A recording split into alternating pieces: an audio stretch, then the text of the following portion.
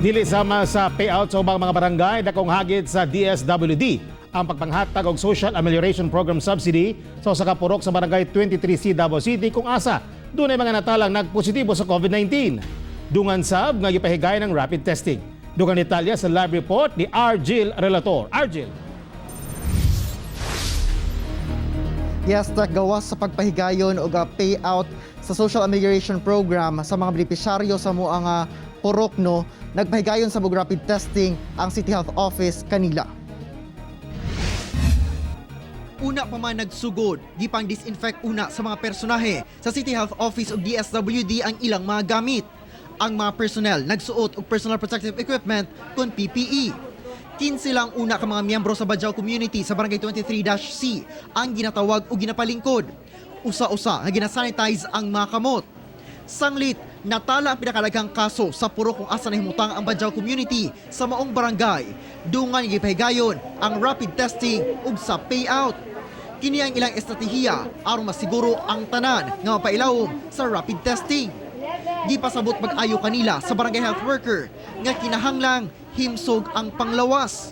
Karon gihimo ni Mayor para naatay mga test karon atong panghimuon karon kay daghan na naitabong nga daghang mga positive sa COVID. Ayaw mo kaguor gamay lang kay Jimmy. Pagtapos po ang test ninyo, kung naaman tayo makita nga ibutan na po sa ilang mga positive, ayaw mo kaguon, kami mo tabang sa inyo para mo tanggalan.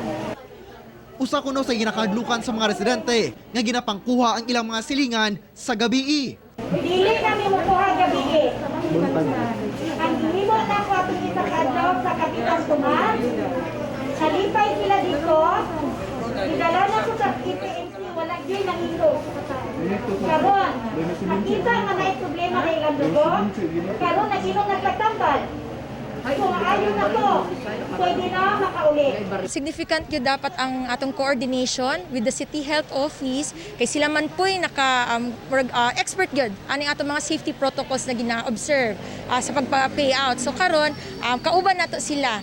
Naka-envelope na daan ang tag 6,000 pesos nga emergency subsidy alang sa 209 ka mga benepisyaryo sa maong lugar. Wala man po siguro lisod, sir. It's just a part of cooperation because this is financial assistance from the government and at the same time health concern. Gibantayan usab sa mga pulis ug sundalo ang lugar. Gihangyo no sa mga otoridad ilabi na sa City Health Office o kinamang BHW ang moong mga residente ang makikalayon gayod sa mga otoridad ug mosunod sa mga health measures ilabi na nga dunay natalang usa ka miyembro sa Bajau community nga nagpositibo nga nisibat sa isolation facility sa milabayng semana. Daghang salamat Argil Relator.